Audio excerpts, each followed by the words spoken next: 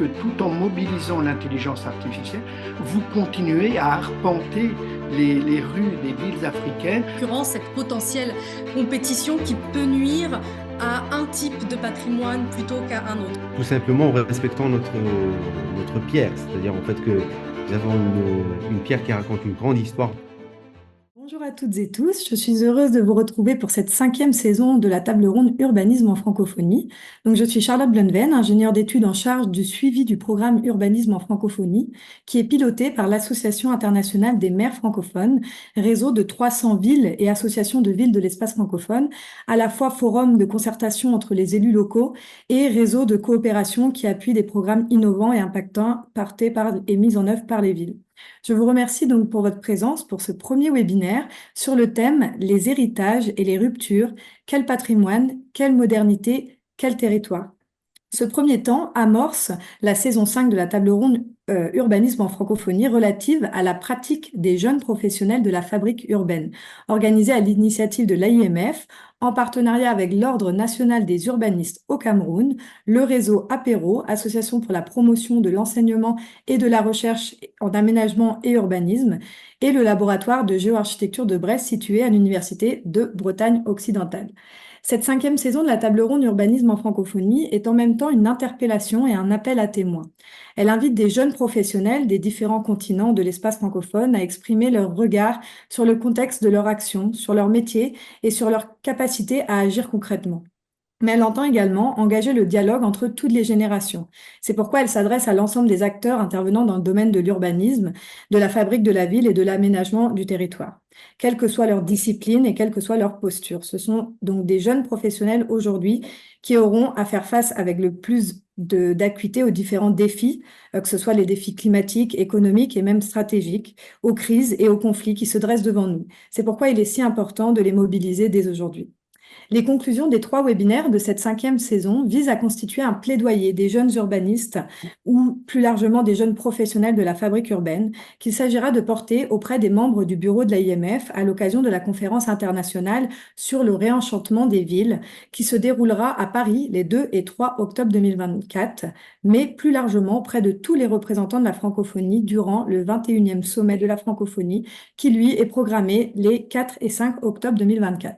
Je remercie donc l'ensemble des membres du comité qui travaillent avec nous à la réalisation de cette table ronde, à savoir bien entendu Pierre Baillet, secrétaire permanent de l'AIMF, Jean Yango, économiste urbaniste, secrétaire permanent de l'Association des villes et des collectivités de l'Afrique centrale et ancien directeur de la planification urbaine et du développement durable à la communauté urbaine de Douala, Lionel Prigent, urbaniste et économiste, professeur à l'UBO et directeur du laboratoire de géoarchitecture de Brest, Alain Bourdin, sociologue, Sylvain Allemand, journaliste, Alima Mrapti, urbaniste, et William Bouzien, technicien. Chaque webinaire dure 1h15, comprenant donc cette introduction, un débat entre les intervenants que je remercie tout particulièrement pour leur présence. Tout au long de cet échange, vous pourrez écrire vos questionnements dans l'onglet Q et R qui s'affiche en bas de votre écran. Et Sylvain Allemand, animateur de ce webinaire, se chargera de les transmettre tout au long de l'échange. Et enfin, nous terminerons ce webinaire par une synthèse qui sera réalisée par Alima, urbaniste. Cette série de réflexions s'inscrit donc dans le cadre de l'initiative Urbanisme en francophonie que vous pouvez donc suivre sur la plateforme www.urbanisme-francophonie.org. Donc, en mobilisant des partenaires publics et privés, ce programme est destiné à préserver la cohésion sociale et le droit à la ville pour toutes et tous, à analyser les différentes manières de penser et de faire la ville et de contribuer à un futur urbain pour l'espace francophone qui préserve la diversité et la richesse des villes. C'est un projet collectif ouvert à toutes et tous. Donc, pour ne rien manquer de l'actualité, vous pouvez suivre dès à présent les groupes Urbanisme en francophonie sur les réseaux LinkedIn et Facebook. Afin d'enrichir donc le débat entre les intervenants, l'AIMF a souhaité donc poursuivre le travail d'animation avec Sylvain Allemand, journaliste, modérateur de cette 5e table ronde, du fait donc de son intérêt pour les problématiques urbanistiques et de développement durable. Donc Sylvain, doyen du jour, c'est à toi. Bonne session à toutes et tous. Merci beaucoup Charlotte pour ce passage de relais. Alors nous allons parcourir de très nombreux kilomètres ou miles à travers ce webinaire. Et comme nous ne disposons que d'une petite heure, eh bien je vous propose d'aller directement à la rencontre de Léandri Giotsa. Léandri Giotsa, vous êtes urbaniste, vous êtes le fondateur de l'Africa Innovation Network, que je vais me permettre à titre exceptionnel de francophoniser par Réseau Innovation Afrique. Vous me corrigerez si cette traduction ne vous satisfait pas. Et je pensais vous retrouver du côté de Yaoundé, la capitale de votre pays de naissance, sauf que vous êtes un très grand voyageur et actuellement, donc, vous êtes au Canada, au Québec, vous me corrigez, à Montréal plus précisément, où vous êtes par ailleurs doctorant en intelligence artificielle urbaine à la chaire UNESCO de l'Université de Montréal. Et par conséquent, d'emblée, comment Léandri Djetsa, pourriez-vous nous rappeler comment l'urbaniste que vous êtes en est venu à intégrer les outils du numérique, les nouvelles technologies, pour proposer de nouvelles approches de l'urbanisme et de la manière de préserver notamment le patrimoine dans les villes d'Afrique. Merci beaucoup, Sylvain, pour cette introduction. La définition elle est parfaite pour moi parce que c'est les trois mots-clés réseau, Afrique, innovation. Dans toutes les langues, tant qu'il y a ces mots-clés-là, ça ira. Merci d'organiser cet échange, de permettre justement de discuter de ces questions toujours aussi importantes. Pour revenir à la question de l'intégration des technologies, je pense que ça part tout d'abord d'un constat. Ça part d'abord d'un constat, du moins d'une manière générale, dans le contexte de l'urbanisation en Afrique, avec ce qu'on a qualifié de challenge, ce qu'on a qualifié de défi, et ce qu'on commence à comprendre ou bien d'appréhender en termes d'opportunités. Donc, c'est justement dans cette lecture-là, cette compréhension-là de ces opportunités, justement, comment en tirer parti que naît justement cette ambition d'intégrer les questions de numérique. Parce que pendant très longtemps, comme j'aime souvent le dire, on a utilisé la mauvaise paire de lunettes pour lire la ville africaine. Et donc, justement, vu qu'on est dans le débat avec les jeunes professionnels, de changer justement l'ancienne paire de lunettes pour en mettre une nouvelle, pour comprendre justement cette dynamique assez singulière et particulière propre au contexte des villes africaines, pour justement arriver à tirer parti de ces opportunités-là de différentes façons. Alors, ni vous ni moi ne portons des lunettes, hein, donc on est bien dans le monde du virtuel. Est-ce que vous pouvez donner un exemple concret de ce que vous parvenez à faire dans une ville au moyen de ces nouvelles technologies et avec le concours d'urbanistes, d'architectes? Oui, les nouvelles technologies, bon, il y en a plusieurs, hein, de manière générale. Mais si je veux me focaliser sur l'intelligence artificielle qui a un peu le vent en poupe, si on va le dire comme ça, c'est vraiment d'utiliser un outil comme l'intelligence artificielle justement pour mettre en relation des informations au niveau spatial, comment l'espace est utilisé, souvent sous différentes formes, mettre en relation des informations au niveau, de croiser justement ces informations avec d'autres types d'informations au niveau des données de population, au niveau des revenus économiques, au niveau de la dynamique économique de manière générale, au niveau des données environnementales, etc. Mais là où l'intelligence artificielle, pour moi, est intéressant, c'est dans justement aider à euh, dealer avec des informations qu'on n'a pas jusqu'à présent euh, pu lire de manière classique. Je parle des informations qui renvoient à des pratiques sociales propres au contexte africain, l'utilisation de l'espace public, cette dynamique de l'espace public, justement, où voilà, ce qui est qualifié d'informel. Et je voyais un chercheur récemment qui parlait non pas d'informalité, mais plutôt de popularité. Mais dans cette popularité, justement, comment l'intelligence artificielle arrive à comprendre la dynamique d'utilisation de l'espace propre à différents groupes sociaux, quelles sont les dynamiques économiques qui renvoient à ça et comment construire justement un modèle d'aménagement de l'espace. C'est plus l'intelligence artificielle en tant qu'outil, outil aussi non seulement de mise en commun des idées, mise en commun des pratiques, parce que justement on fait face à un contexte où justement, entre guillemets, l'urbaniste est un peu formaté dans un cadre bien précis. Et justement, pour sortir de ce cadre, il faut des outils qui lui permettent de sortir de ce cadre-là. Et justement, l'étude comme l'intelligence artificielle à travers des méthodes de participation permet justement bon, dans le sens, on parle ici d'intelligence générative, de rendre les intelligences génératives, c'est ce qui permet de transcrire les informations en éléments visuels comme du texte, des images, etc. Et justement, c'est des outils qui pourraient aider justement dans les approches participatives à transcrire plus facilement l'information des populations en Alors, information visuelle qui crée consensus. plus Tout à large, en fait. fait. Alors, Ouais, on ça, pourrait faire le procès du caractère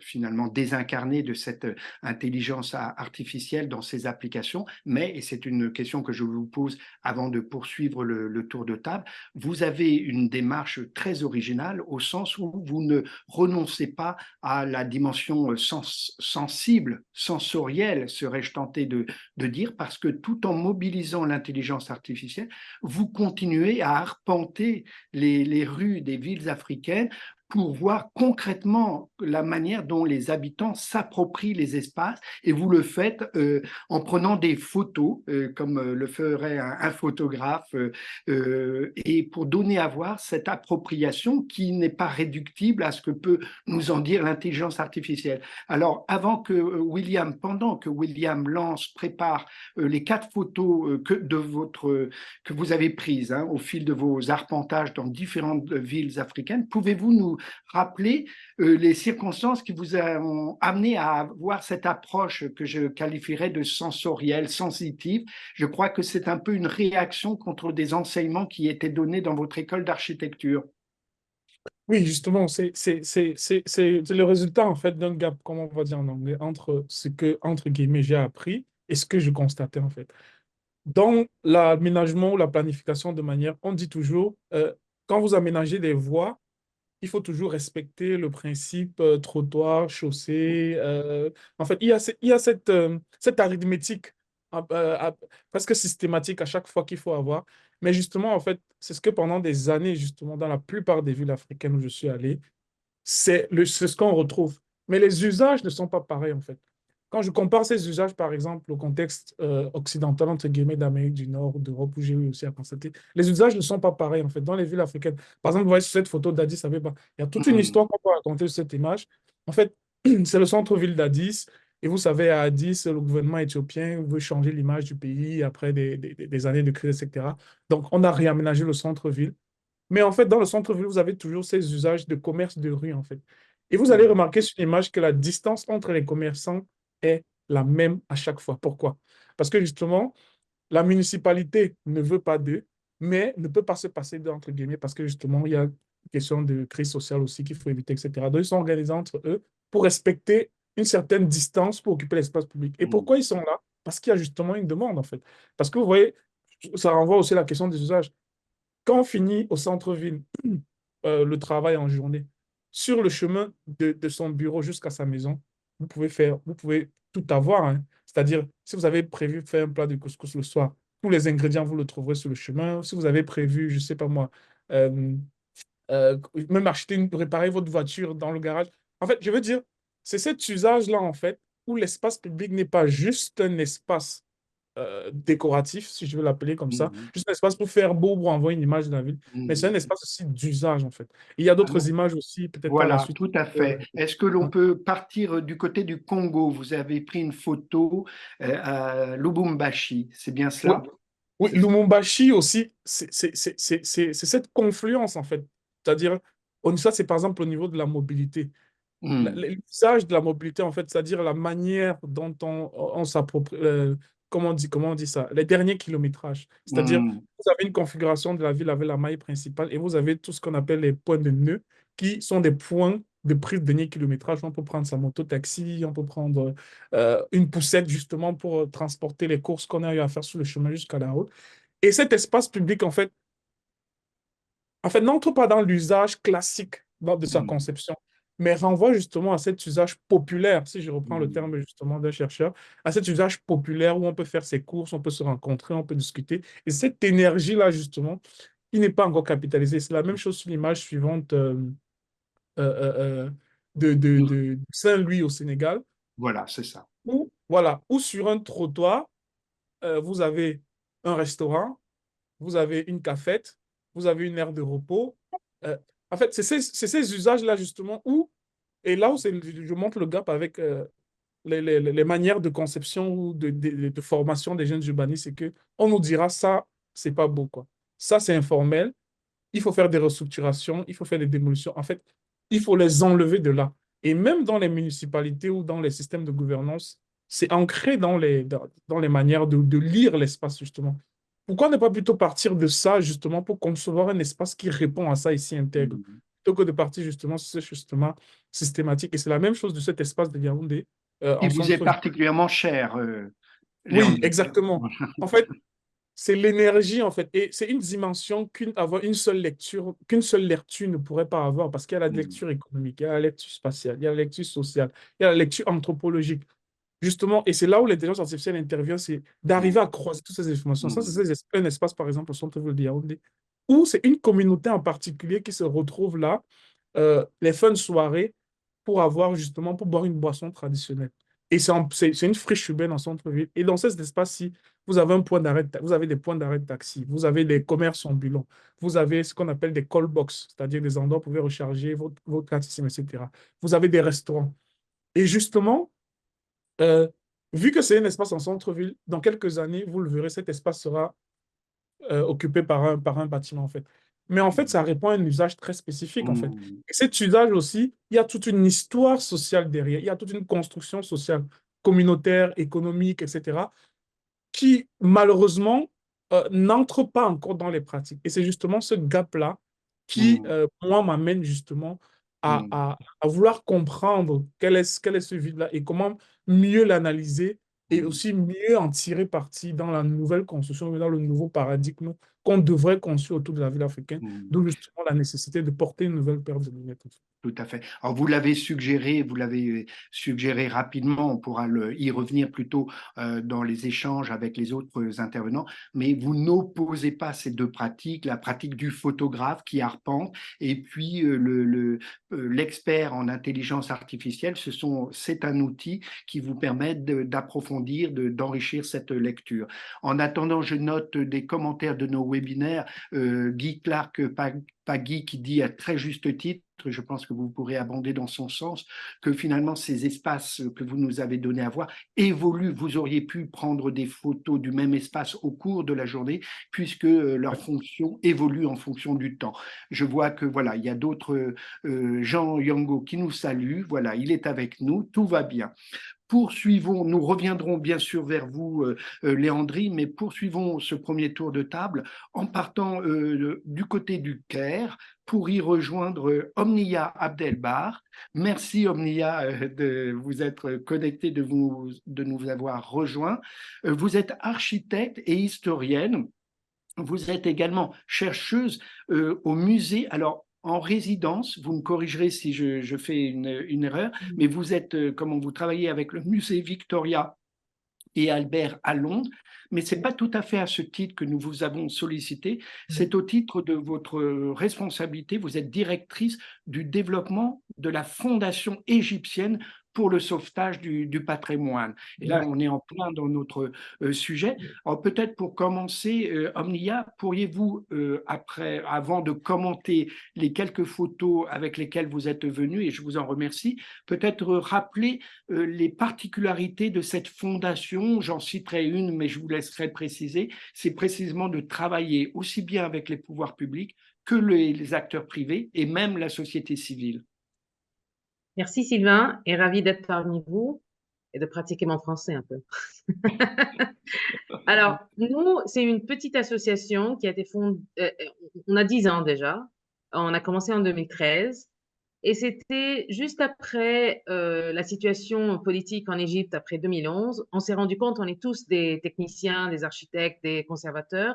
On s'est rendu compte que pour faire des démarches et pour vraiment travailler, il faut avoir une entité. Et c'est pour cela qu'on a créé la fondation, afin qu'on puisse travailler avec le gouvernement, euh, essayer aussi de monter des fonds pour travailler. Euh, et aussi, ceci nous a donné envie de faire nos propres projets parce que chacun de nous avait un travail quelque part. Et puis, avec la fondation, on a eu un petit peu, soi-disant quoi, l'énergie et la force de démarrer nos propres projets selon les besoins dont on voyait devant nous. Alors, au premier coup, au tout début, on travaillait vraiment du sauvetage. La situation était dramatique en Égypte jusqu'à 2015. On avait des attentats sur les musées, les instituts culturels. On avait aussi du pillage qui se passait dans les monuments historiques. La ville historique, c'était mon intérêt. J'étais en train d'écrire ma thèse à l'époque. Et alors, on a commencé par faire toute la documentation selon les moyens qu'on avait. Et puis après, à partir de 2015 et jusqu'à maintenant, on a fondé quelques projets qui se concentrent sur la protection du patrimoine dans la ville historique, à cause de tous ces pillages-là qui ont eu lieu. Alors, on a décidé qu'il faut créer vraiment une documentation, une base de données qui puisse nous permettre, et ça nous a été utile dans quelques instants, d'arrêter des ventes dans les ventes aux enchères, par exemple. Parce qu'on a notre documentation qui permet de faire le lien entre l'objet en vente et l'endroit dont il a été volé. Et tout récemment, l'année dernière, on a commencé à travailler la restauration d'un monument historique qui date du XVe siècle. Et c'est un monument qui est très cher pour moi parce que ça fait 20 ans qu'il existe dans ma vie. J'ai commencé quand j'étais plus jeune. Après avoir fini mon master, j'ai travaillé dans un premier projet de restauration. Mais à cause des problématiques de l'échauffement climatique qui se passe autour de nous, il y a une maison qui s'est écroulée il y a 3 ans. Et alors, on s'est rendu compte que notre monument historique a aussi bougé. On a des problèmes dans tous les plafonds. Et c'est pour ça qu'on a commencé ce projet-là et on a cherché des fonds pour essayer de le sauver. Et en fait, presque tous nos projets se font en collaboration et en partenariat avec le ministère de Tourisme et d'Antiquité. OK. Alors, ça sera très intéressant de Voilà. voir jusqu'où, comment ils peuvent contribuer à renforcer l'attractivité touristique sans nuire au bien-être, au cadre de vie des habitants. Mais auparavant, ce que je vous propose, c'est de commenter les photos avec lesquelles vous êtes venus et qui sont justement relatives à ce projet qui vous est cher, d'un quartier. On est dans un quartier médiéval du Caire et avec des Ouais. édifices, pour certains, du XVe siècle, ce qui est extrêmement émouvant, bien évidemment. Alors, on est à Bab el Wazir. C'est un très beau quartier tout près de la citadelle du Caire et on est au sud de la ville historique, à côté du parc El Azhar aussi. Et c'est une photo qu'on a prise il y a 2 ans. Vous voyez la maison au fond à droite. C'est la maison qui s'est écroulée et les problèmes plus au fond, vraiment au fond de la photo à droite. Je vois la flèche. On descend, descend, descend, descend. C'est le coin encore. J'arrive pas à le faire moi. Bon, oui, voilà, avec le toit vert. Alors là, tout cet endroit-là a été, tous les débris ont été évacués et on a reconstruit un coin de la maison à cause de ce problème-là. Et comme vous voyez, on est vraiment à côté de nous. On a un monument historique qui date de mi-14e, 1368. Vous voyez le minaret avec les 2 dômes. Et c'est un monument qui a été construit par une dame, la mère d'un sultan, qui s'appelait Baraka. Et c'est pour cela qu'on arrive aussi à dater un peu l'endroit où on est. Parce que c'est une partie dans la ville qui a été un peu en transition entre la grande ville fatimide qui a été construite au XIe et XIIe siècle et la citadelle. Et alors, c'est un endroit qui a été urbanisé au milieu du XIIIe siècle, je dirais. Et puis, notre maison à nous, c'est là où vous voyez le palmier. Ça, c'est le palmier, c'est la première cour où on est en train de travailler. Mais au fond, il y a une autre cour et on voit la ruine totale. C'est la continuité de la maison. C'est une maison à 2 cours, une maison mamelouk, magnifique, avec tous les éléments d'architecture traditionnelle dont le Caire est assez fameuse, avec la loggia, la salle de réception avec les plafonds colorés, etc. Et c'est vraiment un grand défi de monter des projets pareils en ce moment en Égypte parce que, à cause bien sûr de notre situation économique, mais aussi parce que ce patrimoine vient en second plan, parce qu'on a aussi l'Égypte ancienne qui est très glorieuse. Et alors, quand on parle de l'Égypte médiévale, on doit vraiment montrer pourquoi c'est important de préserver ce patrimoine. Alors, Omnia, ce qui est intéressant, c'est que, en fait, votre démarche ne se borne pas pour autant à la préservation, restauration d'un Oui. patrimoine que je qualifierais de monumental, mais vous faites aussi un travail auprès des habitants en répondant, parce que ce n'était pas forcément visible sur cette photo, mais ça l'est dans d'autres.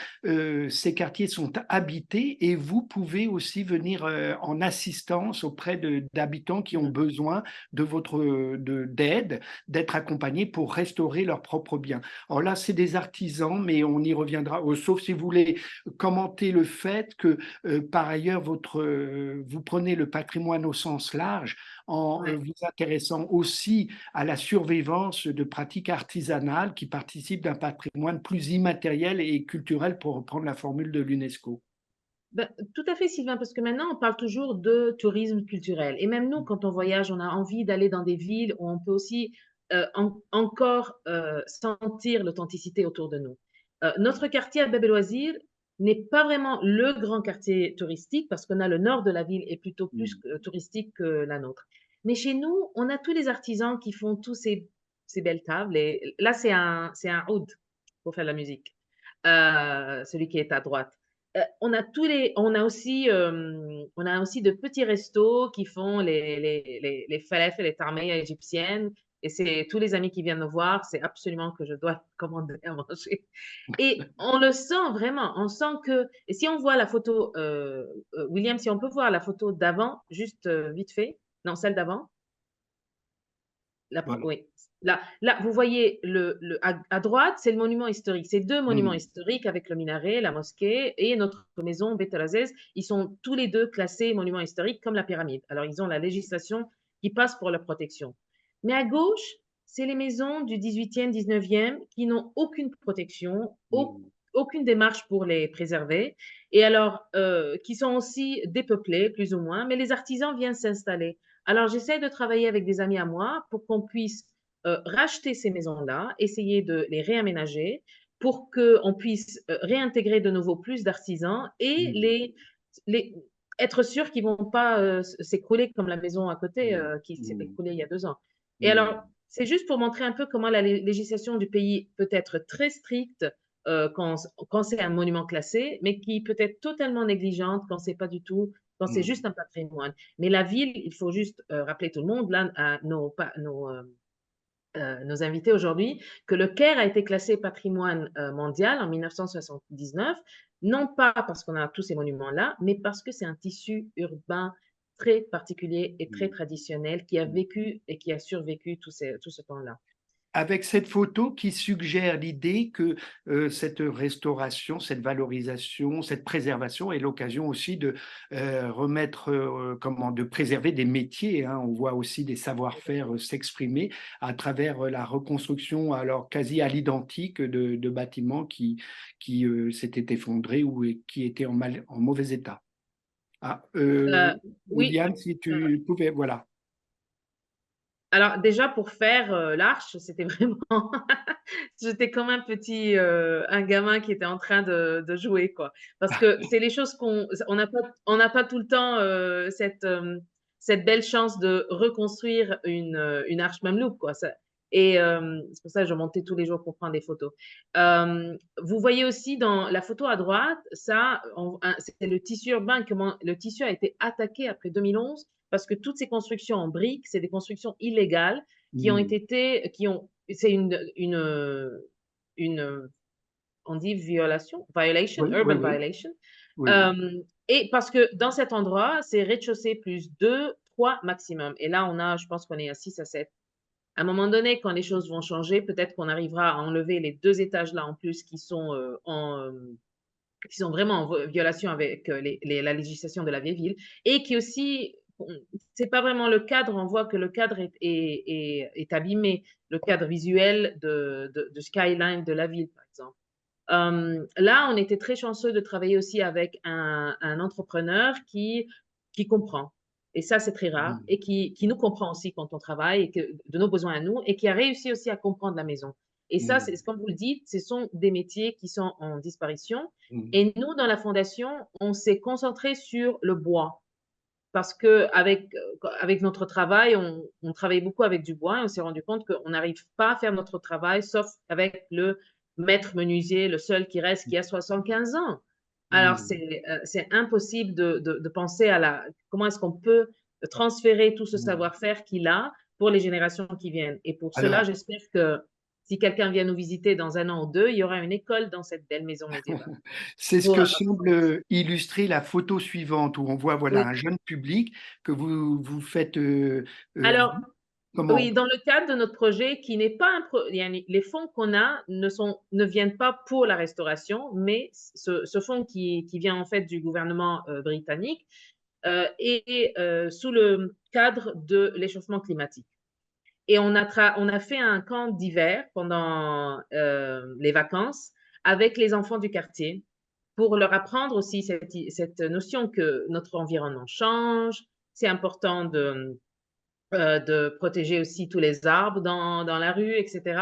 Et c'était vraiment très, très amusant de voir comment ils ont senti tout de suite, parce qu'on est assez déconnecté de la nature en Égypte. Hmm.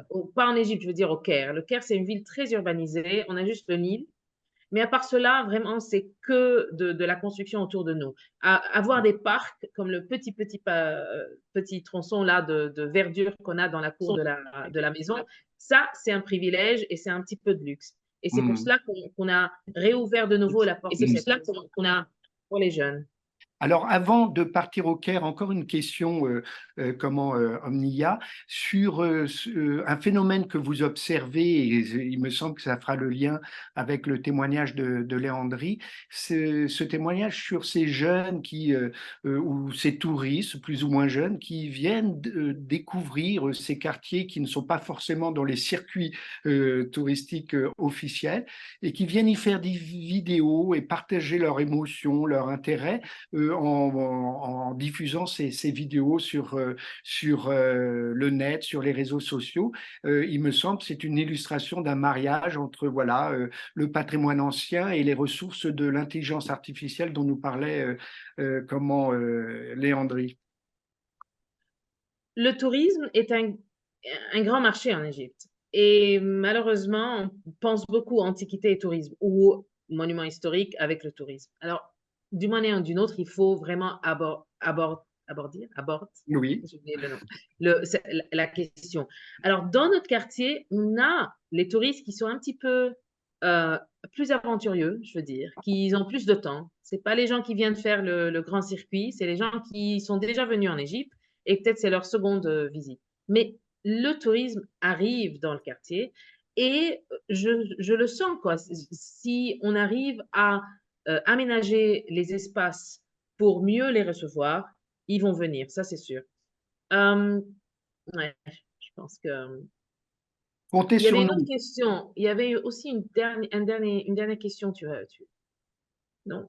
Sur le comment. Il y avait un fil dans ma tête, mais j'ai senti qu'il y avait une dernière chose que je devais dire, mais là, je ne me rappelle plus. Pas de souci, je reviendrai vers vous. Ah, voilà, je me Ah, rappelle. Là, je me suis rappelé. La question des réseaux sociaux. Alors, vous savez, ah on oui, a oui, commencé pardon. Ramadan hier et depuis, je reçois des coups de fil avec des gens qui disent, ah, alors, on veut venir faire un iftar dans la cour de Beit el-Aziz.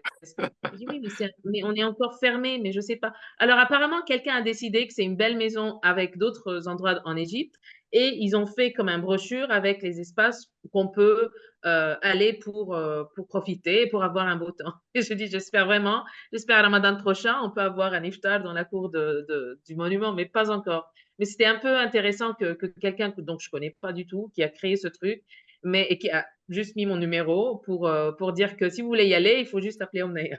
C'est juste comment les gens utilisent aussi les réseaux sociaux Tout à fait. Là, c'est pour pas tout l'aspect ça passe très très forcément vite. le plus Ouais. positif.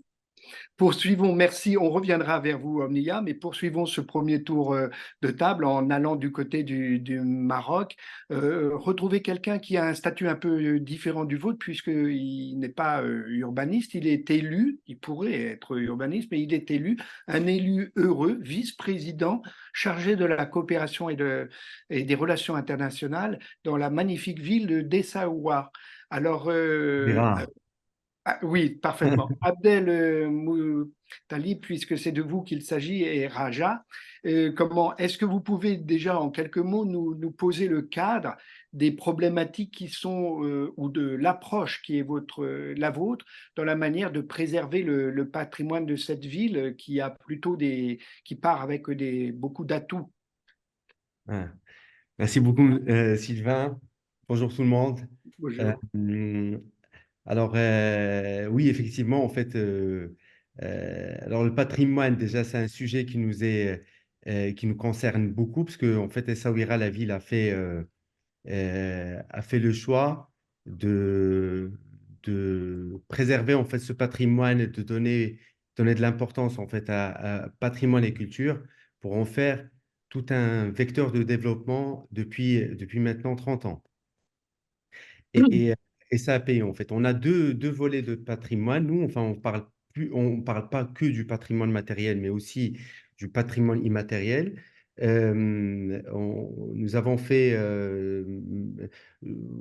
eu en fait un grand projet de réhabilitation de la Médina. La Médina, vous savez, en fait, c'était cet espace culturel en fait intramuros donc, nous avons eu un grand projet qui est en cours encore, qui n'est pas encore achevé, enfin, la date de livraison finale, c'est dans un an, mais nous avons pas mal avancé en fait dans la réhabilitation de la Médina. Alors, comment on a réhabilité? En fait, tout simplement en respectant notre pierre, c'est-à-dire en fait que nous avons une pierre qui raconte une grande histoire en fait dans la ville d'Essaouira. Et nous avons voulu juste uniquement rendre cet espace un espace de vie au quotidien, en fait, confortable, en fait, que ça soit équipé par par les équipements modernes, pour que ça en donne, en fait, ça donne l'envie à tout le monde, en fait, d'y Oui. habiter. Mais pour le moment, en fait, le prix de l'immobilier dans la Médina a beaucoup, beaucoup augmenté grâce à cette réhabilitation.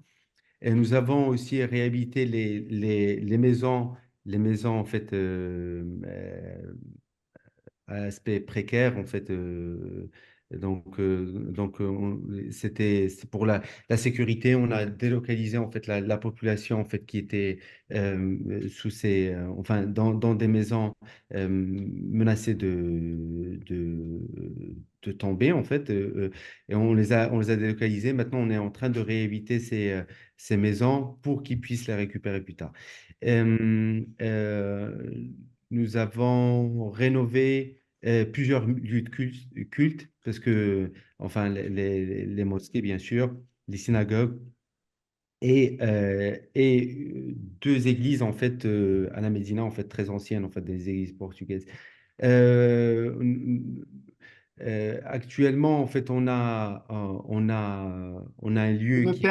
Je me permets de souligner l'œcuménisme par les temps qui courent, il faut le saluer, hein, puisque vous venez de l'évoquer, vous restaurez aussi bien des mosquées que voilà, des temples, etc. Donc voilà, je tenais à le souligner. Mais permettez-moi de reprendre finalement la question qu'on avait esquissée avec Omnia, c'est comment tenir d'une main la préservation, la restauration du patrimoine pour renforcer l'attractivité touristique sans que cette attractivité se fasse au détriment des habitants. Et il me semble que la question se pose d'autant plus en ce qui vous concerne que, comme vous l'avez dit, vous promouvez aussi un patrimoine immatériel à travers toutes sortes de festivals qui ont fait la réputation de la ville et qui drainent par conséquent du public, des touristes. Donc, comment vous tenez d'une main le bien-être des habitants avec cette attractivité touristique qui a aussi peut être synonyme de nuisance. Voilà.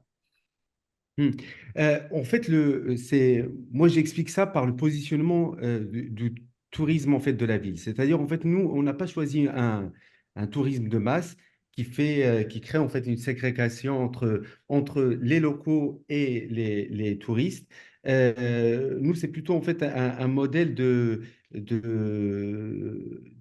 tourisme en fait qui est intégré, qui respecte culturel, qui rentre qui permet que la population s'ouvre, la population locale s'ouvre en fait sur les touristes et les touristes aussi en fait viennent spécialement pour vivre cette expérience avec la population locale qui a une identité très spéciale et très forte. C'est un travail que nous avons nous avons réussi grâce à la préservation de ce patrimoine immatériel.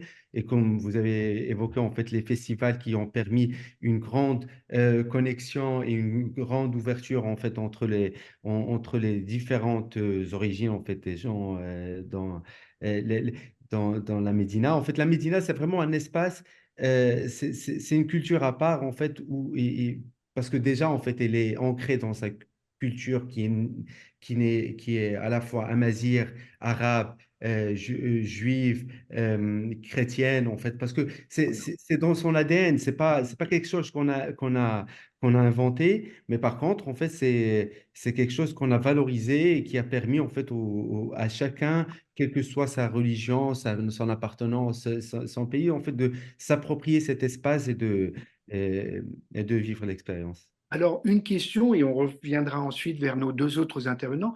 Euh, on comprend bien que, voilà, vous parlez d'ADN de cette ville que vous essayez de préserver.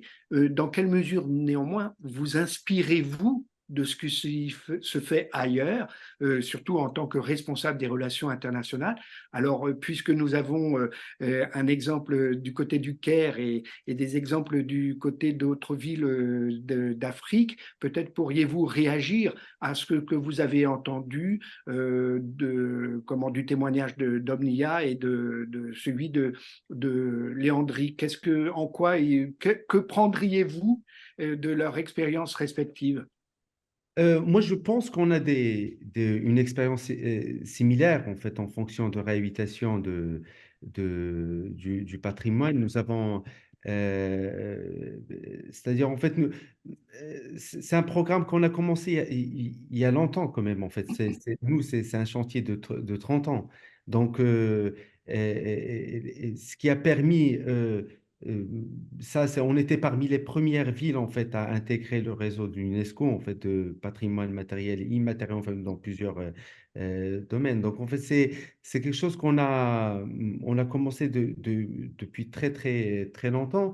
Maintenant sur la partie intelligence artificielle ça m'intéresse parce que c'est quelque chose en fait quand nous avons commencé à faire à faire à utiliser en fait la technologie dans la gestion de l'espace public en fait dans la Médina, notamment avec les caméras surveillance en fait pour éviter tout acte de vandalisme nous avons aussi en fait équipé tous les monuments historiques de la ville avec de QR codes en fait pour permettre en fait d'harmoniser ce discours parce on a remarqué en fait avec l'expérience que les touristes en fait même si on les forme chacun avait chacun avait une version en fait de l'histoire du monument. Donc en fait pour harmoniser, on les a formés et on a fait cet outil en fait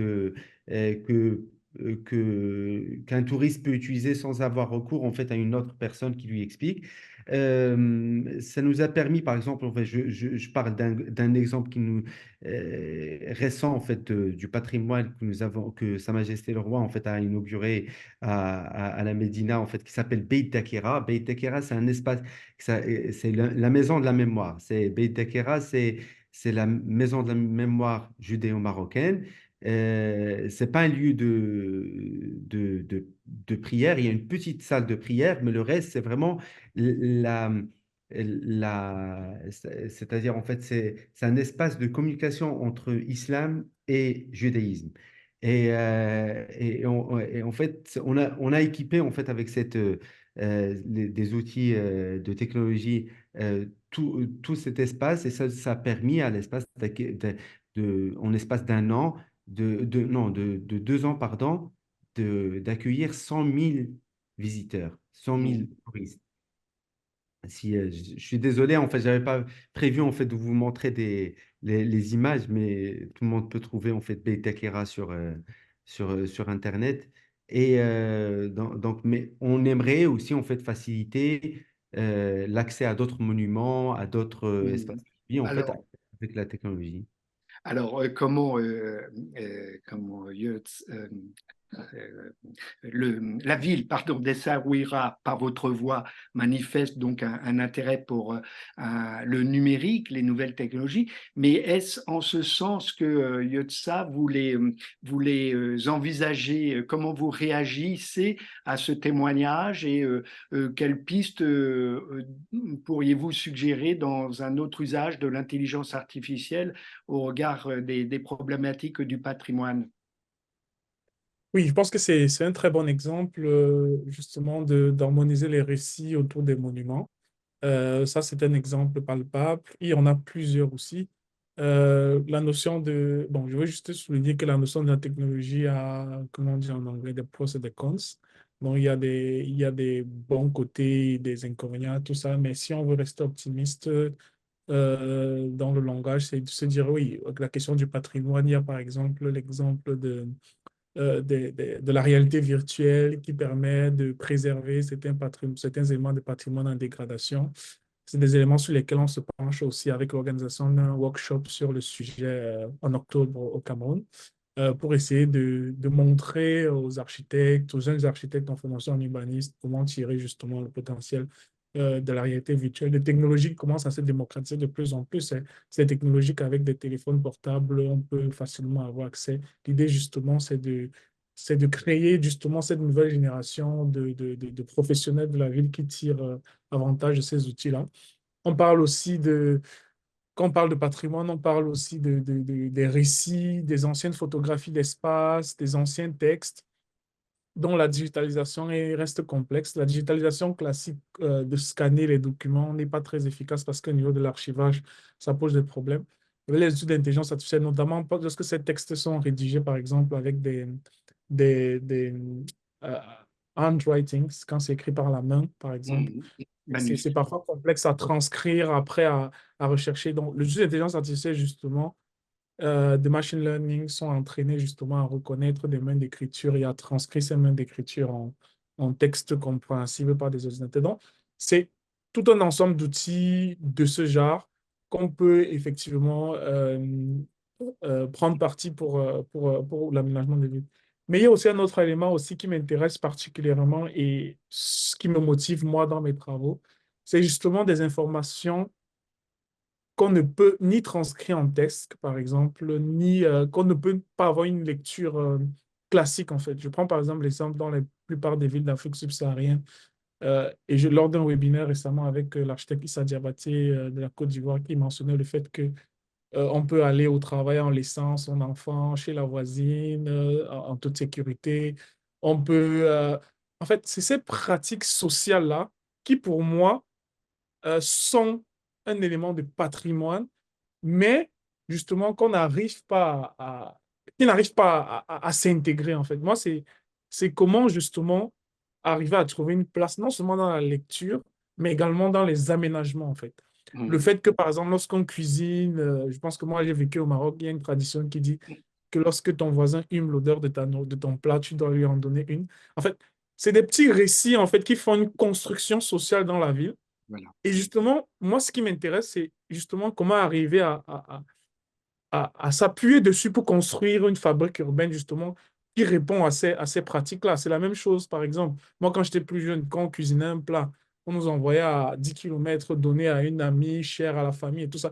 En fait, ouais, c'est des éléments de construction sociale qui ont une matérialisation spatiale et qui répond à des usages, par exemple, dans des aménagements. Ça peut être dans les médinas, ça peut être dans les villages en Afrique subsaharienne, mais qui, dans la ville moderne, ne se transcrit pas et qui crée donc justement rupture, vu qu'on parlait dans le thème du webinaire. Et c'est ce gap-là, en fait, qui m'intéresse. C'est comment transcrire ces usages dans un nouveau modèle de fabrique urbaine en utilisant les outils du numérique. Et c'est ces subtilités-là, en fait, que bon, je n'ai pas encore réussi à trouver, mais justement, ces outils de lecture-là qu'il faudrait pouvoir Et trouver. une alliance, et je laisse Abdou Moutalib Eraja réagir parce que je le voyais vous écouter très attentivement et esquisser un sourire.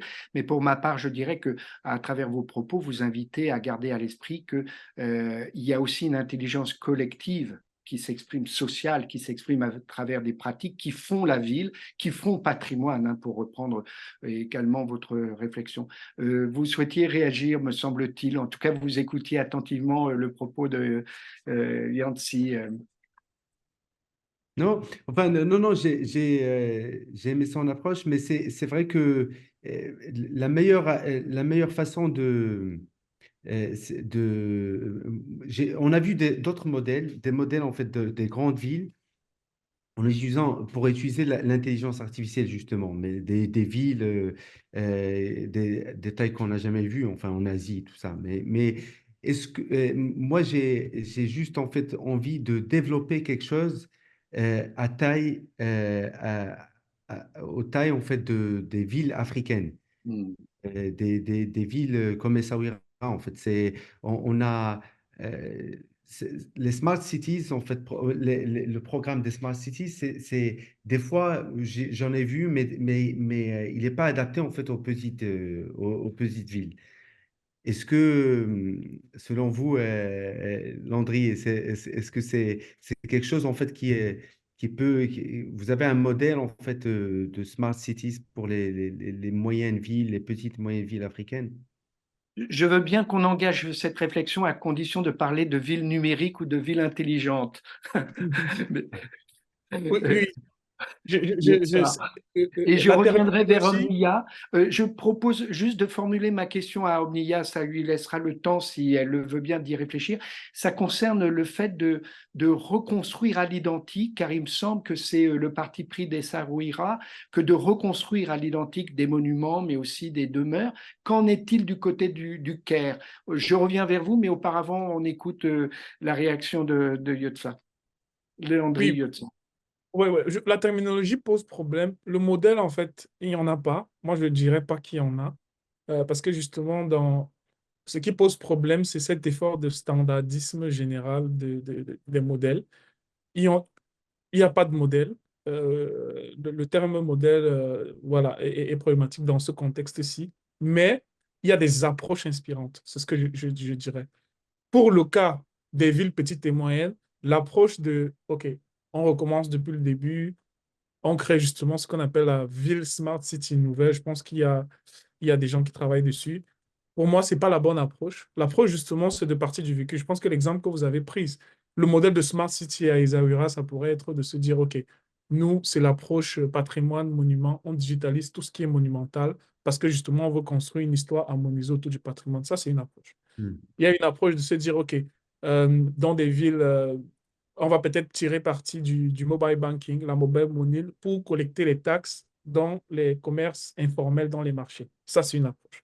On a peut-être l'approche de se dire, OK, tout ce qui est atelier consultatif dans les projets d'aménagement d'espace public, on le fait à partir des données des réseaux sociaux ou durant des ateliers consultatifs où on va utiliser une intelligence artificielle, etc. Ça, c'est une approche. Hmm. C'est des approches qui sont spécifiques et qui répondent à des contextes, mais qui, pour moi, ne doivent absolument pas être généralisées. C'est-à-dire, et c'est parfois aussi, c'est normal, en fait, c'est commun de se dire, OK, on s'explique ce qui va marcher, mais c'est surtout de comprendre, en fait, c'est quoi le point de départ dans le contexte. Le point de départ pour une ville comme Douala, avec des millions d'habitants, une croissance rapide, ne sera pas le même qu'une ville comme Agadir ou Meknès, je ne sais pas moi. C'est-à-dire, c'est l'histoire qu'on veut construire, c'est quoi le point de départ, c'est quoi le challenge ou bien le problème qu'on veut résoudre, c'est quoi l'opportunité qu'on veut tirer parti. C'est à partir de ça qu'on construit justement un modèle, en fait. C'est à partir de ça qu'on construit son modèle, en fait. Et un modèle qui ne peut absolument pas être généralisé, absolument pas être standardisé, parce que le point de départ ne saurait être le même, en fait. Je sais que c'est un peu abstrait, mais c'est juste l'idée de comprendre que Tout à la fait. technologie, c'est un outil et le point de départ, c'est le contexte, en fait. Abdelmoutalib et Raja, vous voyez, ce qu'il vous reste à faire, c'est de rejoindre Réseau Innovation Afrique pour avoir Oui. plus ample précision. Revenons à ce stade du webinaire vers Omnia. Omnia, vous êtes libre de réagir aux différents points qui ont été évoqués. Je regarde quand même à l'esprit ma question, c'est qu'en est-il de la reconstruction est-ce que vous adoptez le principe de la reconstruction à l'identique? Et derrière cette question, il y a une question qui concerne l'historienne que vous êtes, celle de l'enjeu des archives. Est-ce que pour reconstruire à l'identique, si tel est le cas, est-ce que vous disposez d'archives? Comment et en ayant également ça en tête, je pense à tout ce travail que font un certain nombre d'historiens pour numériser des archives et les permettre de les faire circuler à l'échelle de réseaux internationaux et de permettre de mener à bien des projets de rénovation, de restauration. J'en ai trop dit, je vous laisse réagir, Omnia. Non, pas du tout, Sylvain.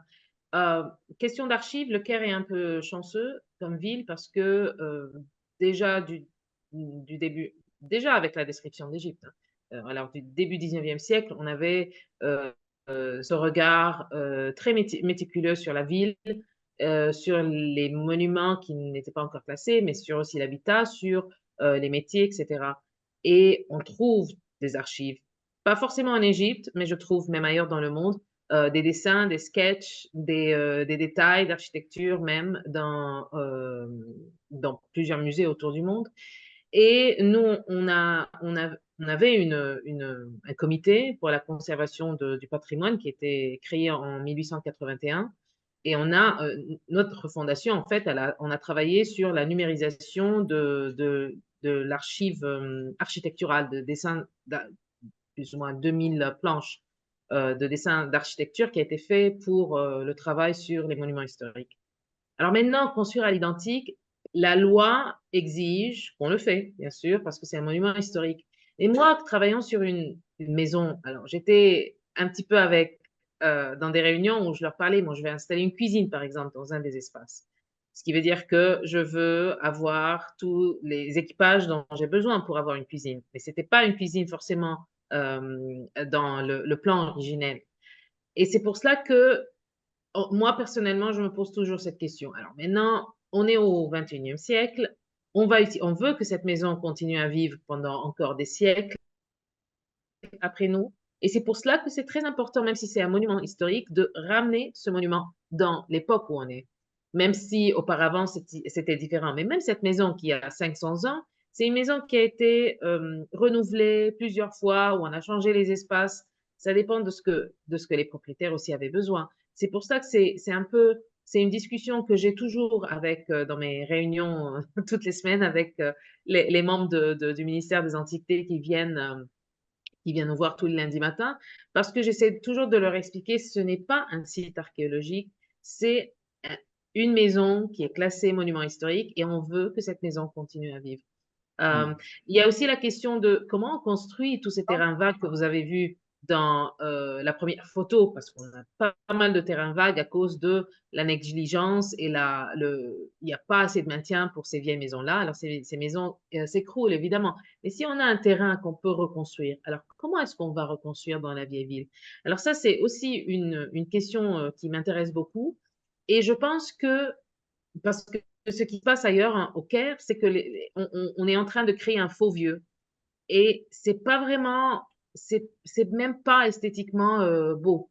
Je pense que l'intérêt quand on construit dans la vieille ville, c'est de garder les proportions, et garder l'échelle, et garder peut-être un petit peu les matériaux, mais essayer de penser aussi comment est-ce on peut créer un bâtiment pratique, un bâtiment qui peut aussi avoir accès à tous les réseaux du 21e siècle. Moi, par exemple, pour faire un téléphone, c'est pas même le Wi-Fi, hein, mais juste pour avoir un coup d'appel dans la cour, c'est pas du tout facile.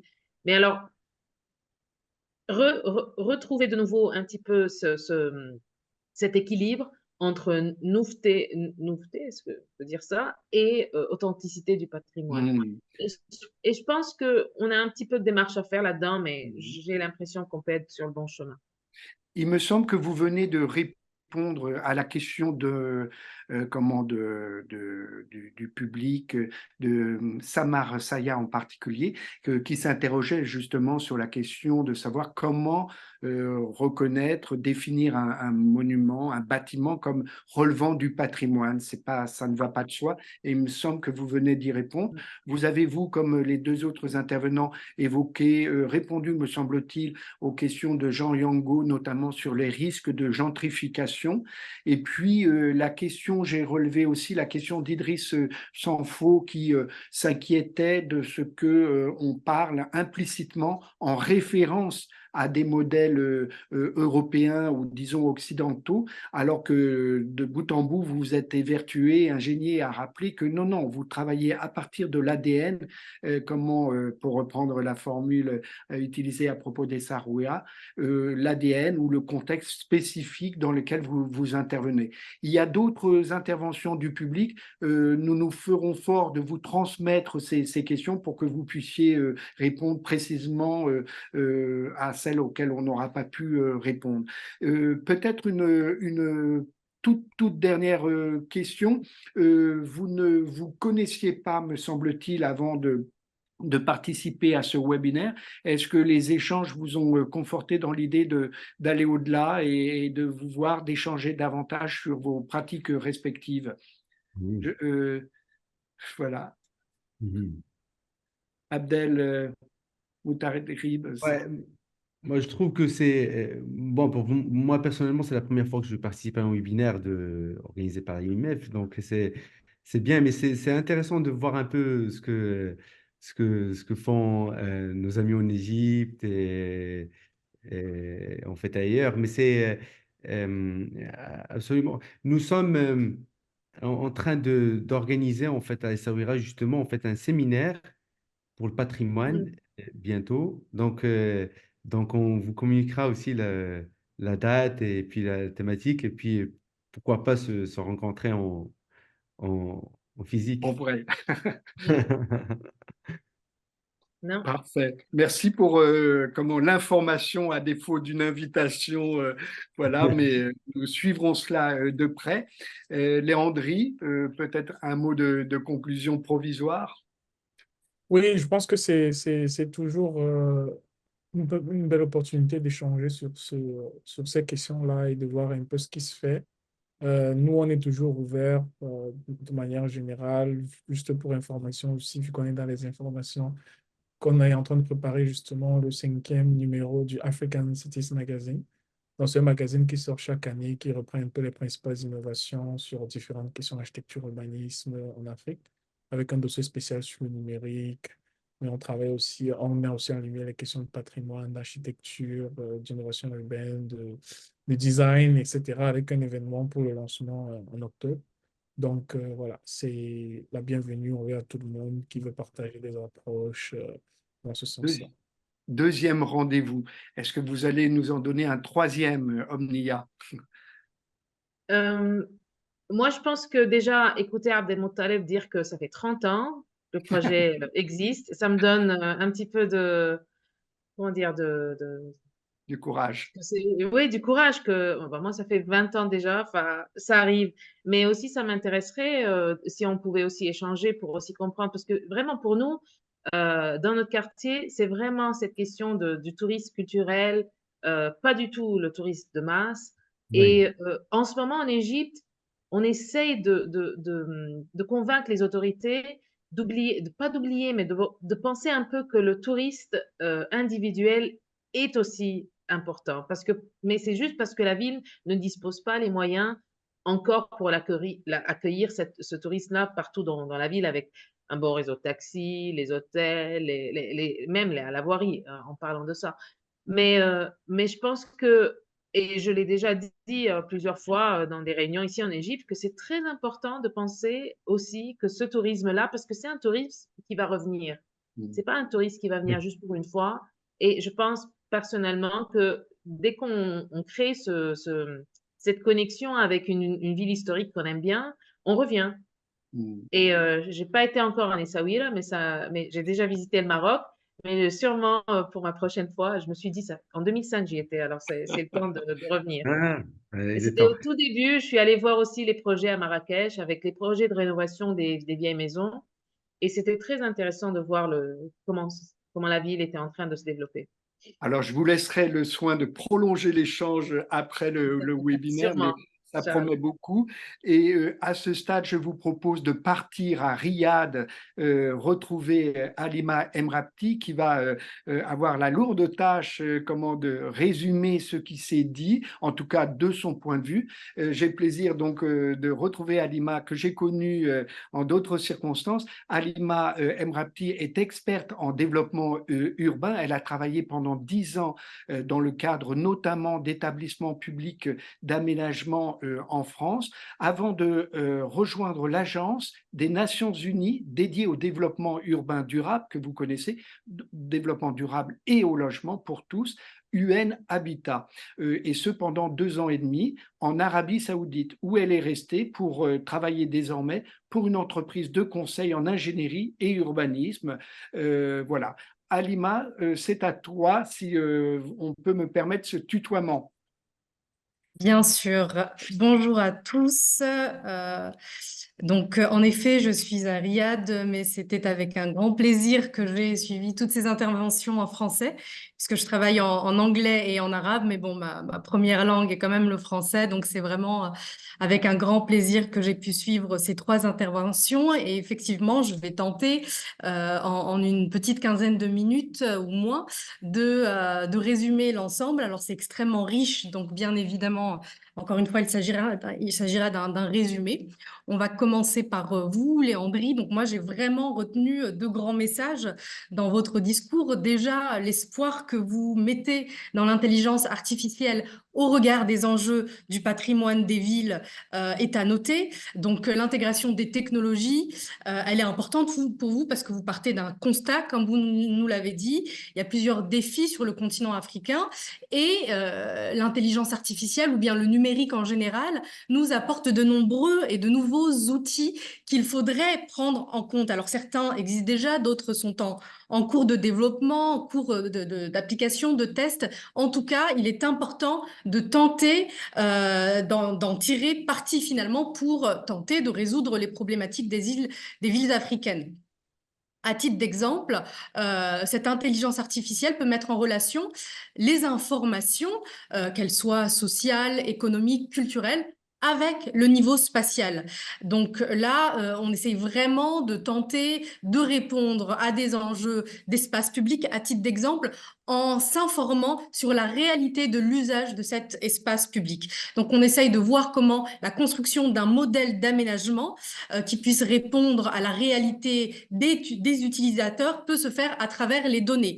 On a vu quelques photos qui montrent qu'il y a certains espaces de villes africaines au Cameroun, en Éthiopie, au Sénégal, qui ont été construits pour certains usages, mais en réalité, elles sont utilisées pour d'autres usages. Ça, c'est vraiment la première chose qu'on tire de votre intervention. Également, petite note, la standardisation des modèles, comme vous l'avez rappelé à la fin, elle n'est pas forcément quelque chose de souhaitable, mais il faut se focaliser, et je vous cite, sur les approches inspirantes.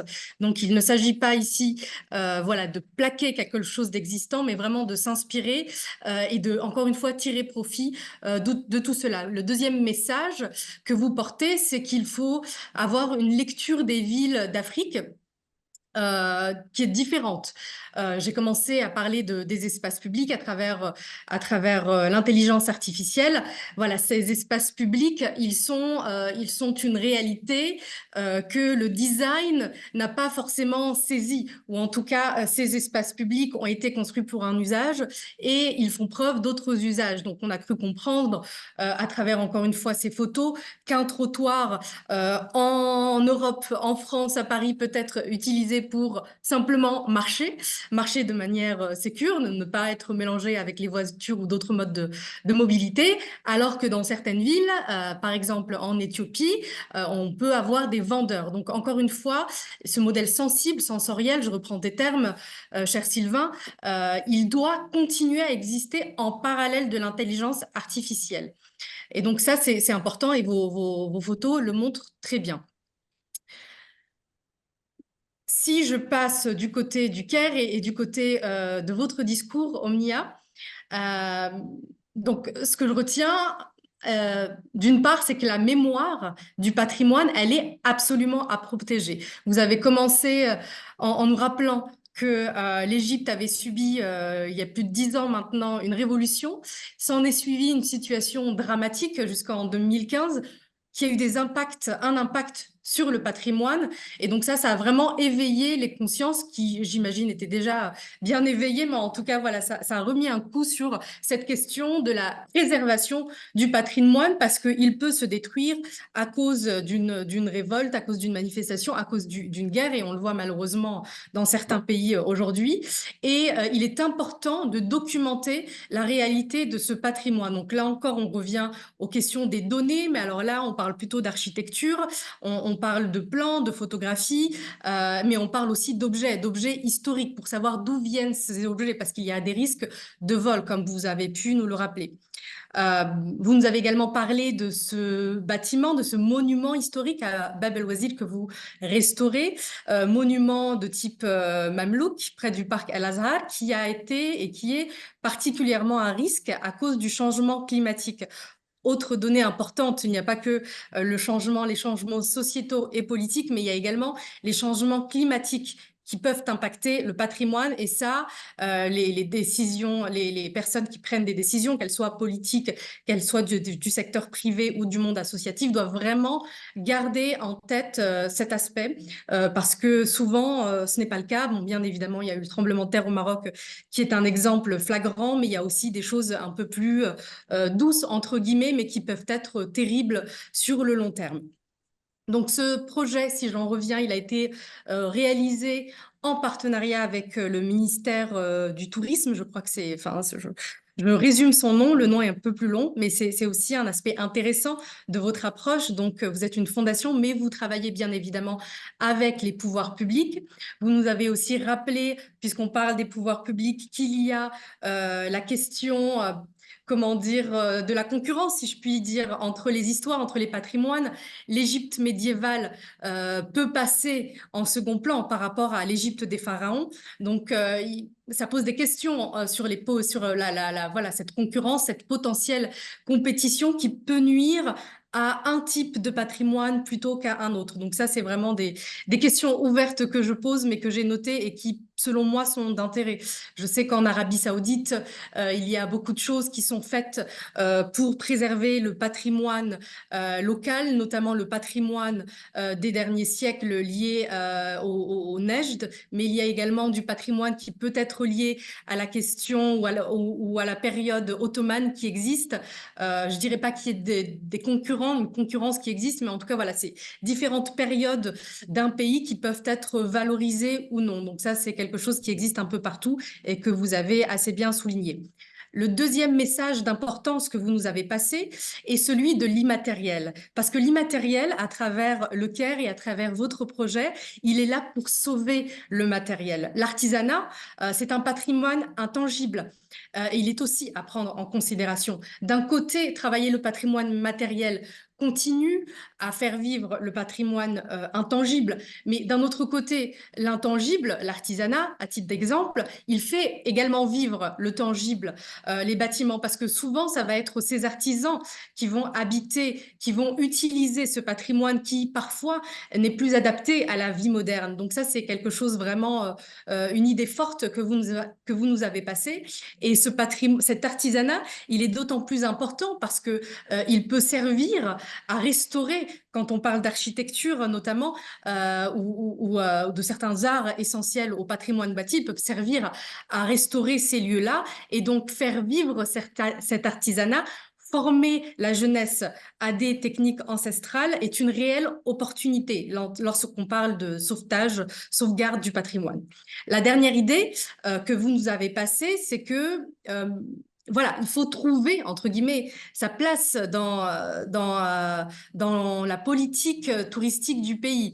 Donc, on a bien compris que vous étiez un lieu touristique, mais vous étiez aussi peut-être un lieu touristique en devenir, parce qu'aujourd'hui, c'est un lieu qui existe, mais c'est un lieu qui est un peu sous les radars, parce qu'il n'est pas adapté au tourisme actuel. Et il faut, comme vous l'avez rappelé à la fin, trouver cet équilibre entre modernité et authenticité. Et ceci n'est pas une simple affaire. Et je vais citer très brièvement l'exemple de Marrakech qui me vient à l'esprit, parce que, comme vous le savez, cette place Jemaa el-Fna qui est au centre de Marrakech, à l'entrée de la Médina, elle est historique, elle fait vraiment, c'est le cœur battant de la vieille ville de Marrakech, mais en même temps, elle a été quelque peu dénaturée avec le tourisme de masse.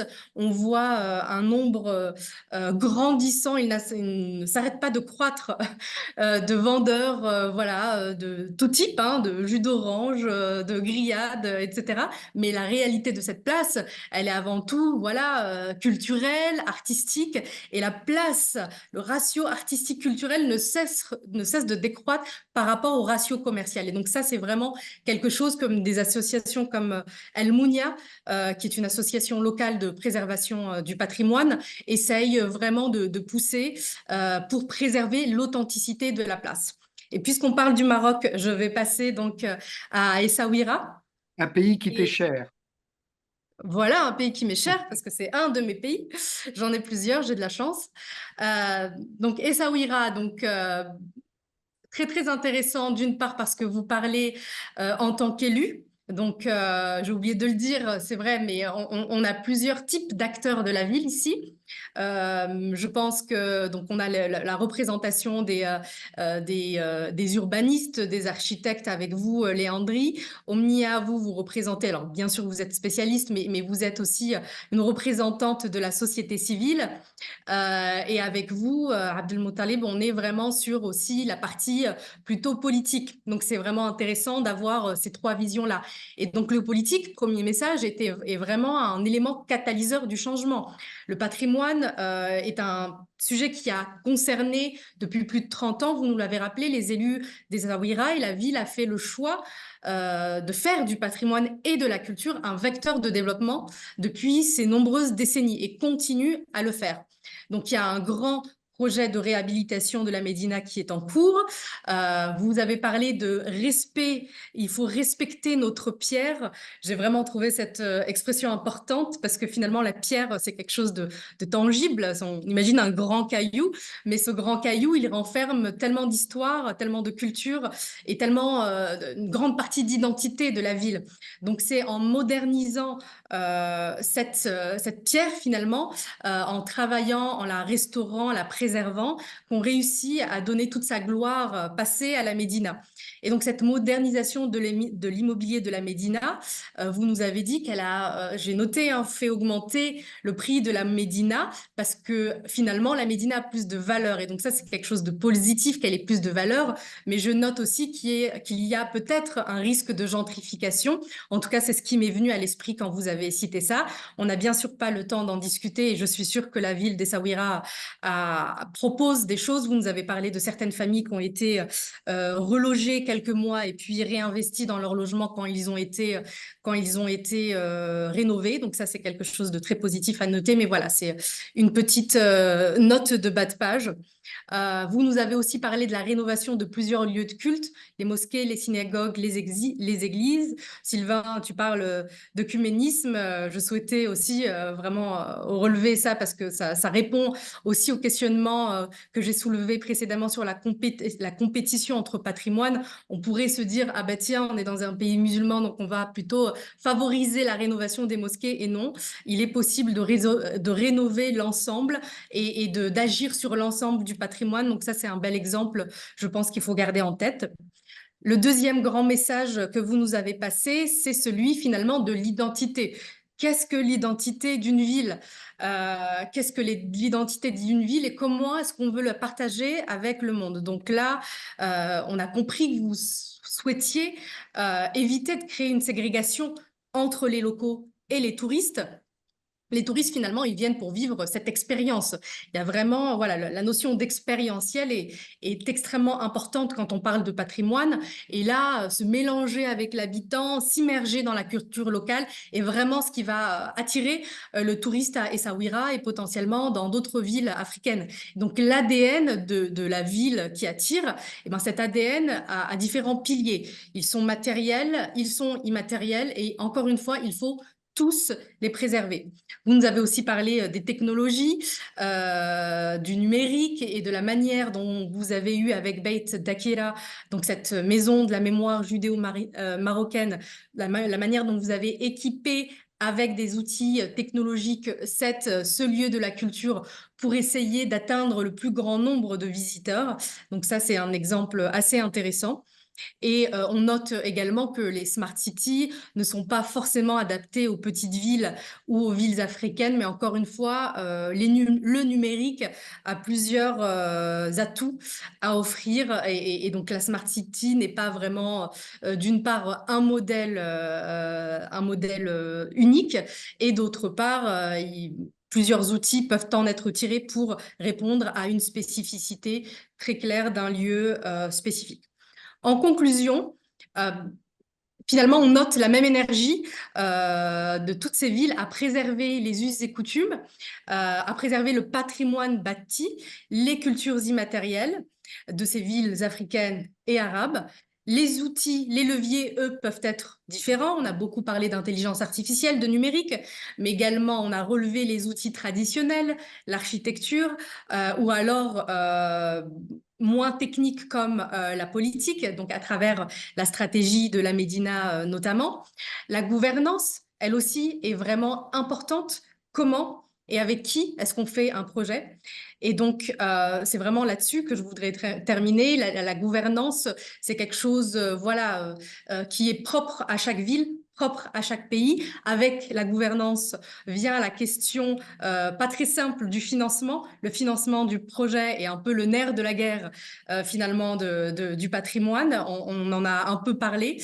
Mais en tout cas, in fine, c'est vraiment la qualité de vie pour tous que chacun d'entre vous essayez de pousser. Et donc, je vais finir là-dessus. Et merci beaucoup. Merci Halima. J'imagine la frustration de nos 3 intervenants qui aimeraient poursuivre le dialogue avec toi. Seulement à ce stade du webinaire, c'est à Charlotte que je dois redonner la parole pour qu'elle nous précise les contours du prochain rendez-vous. Mais encore merci à tous les 4. La parole est à toi. La parole est à toi, Charlotte, pardon. On va y arriver. Merci Halima de t'être prêtée à cet exercice de synthèse qui vient restituer brillamment donc, les propos de nos 3 panélistes et apporte aussi quelques recommandations pour imaginer la ville de demain tout en respectant le passé. Je renouvelle donc mes remerciements à Monsieur donc Abdelmoutalib Radja, Madame Omnia Abdelbar et donc Monsieur Léandri Giotza pour leur disponibilité et leur témoignage complémentaire sur la place du patrimoine et des innovations pour construire des territoires durables et inclusifs. Enfin, merci à toutes et tous pour votre participation. Et pour celles et ceux qui n'ont pas pu donc se rejoindre à nous aujourd'hui, le lien du replay sera disponible d'ici quelques jours sur le site Urbanisme en francophonie. Nous nous retrouvons le 23 avril prochain de 12h30 à 13h45 heure de Paris pour un prochain webinaire sur le thème de la fabrique urbaine à l'épreuve de l'expérimentation. Quelle place pour les habitants et le vivant? Donc au plaisir de vous retrouver le mois prochain. Très bonne suite de journée à toutes et tous. Au revoir. Ouais. Merci beaucoup. Au revoir. Au revoir. Merci Halima. Merci à tous. Ouais, c'était excellent, merci. Merci Omnia. Merci Landry.